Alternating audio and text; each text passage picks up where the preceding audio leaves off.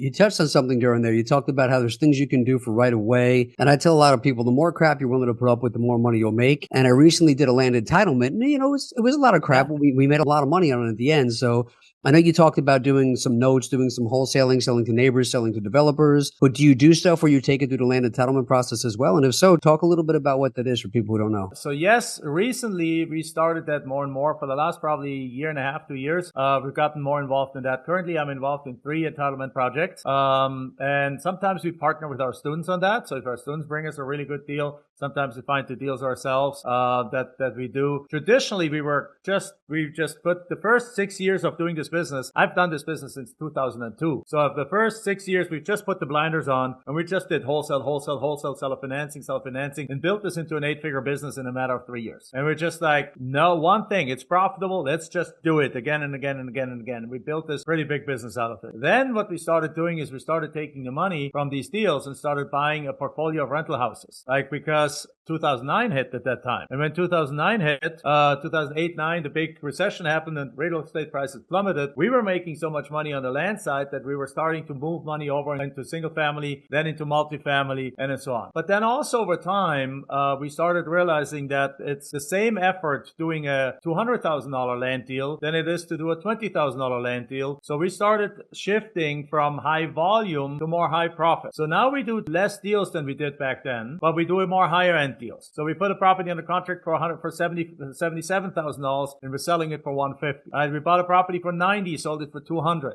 Things like that. And so make 6 figures, high 5 and 6-figure deals on that. And every once in a while we come across also deals that are worth entitling. In the past, 15 years ago, I would have just wholesaled that thing. Would have taken that $2 million lot, put it under contract for 1.3 and then sold it for 1.5 to somebody else, make a 200 grand profit and move on. Today we're like, wait a second, let's stop. Let's see what we can do with this. And for example, right now I'm involved in a property. It's like I think it's 8 acres in Florida that we can put 74 homes on there. And actually no, it's 8. Sorry, I'm misspeaking. It's 18 acres. 18 acres in Florida. We can put 74 homes on there, so it's actually a nicer, bigger lot size property. And we have it under contract for $8.3 million. Once the entitlement is done, we just gotten from the city the notice that they're basically recommended to be approved. So the next step is to get it finalized and approved. At that point, it'll be worth $12 million.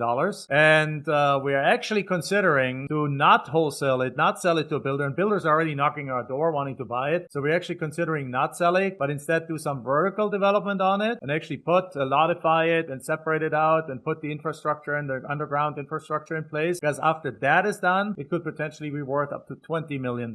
And putting that in place is going to cost us another couple of $1 million. So right now we're looking at potentially raising like $10 million. Well, the land bank is going to give us some money, but raising like $3 to $5 million for it to actually put that thing in place. Now that is a completely different ballgame than just a land wholesale deal where you get a $50,000 lot for $10,000 and wholesale it for $30 and make a $20,000 profit. But that's what happens when you go through an iteration, you go through an evolution. As you build more and more knowledge and more expertise and your network becomes deeper and deeper, you actually get exposed to opportunities. Like for example, the entitlement kind of thing. I'm now involved in deals because one of our former coaching students became a specialist in entitlements, and now we're partnering up on these deals. I kind of bring in the deals, our students bring in the deals, and he and I work together on actually then making these entitlements done. But really, I'm not going to claim that I'm the entitlement expert. He's the entitlement expert, and we're just putting this. I can bring the funding to the table. I can bring the deals to the table. He brings the entitlement expertise, and over the next 10 deals, I become an entitlement expert too, of course, over time. But it's a team effort now.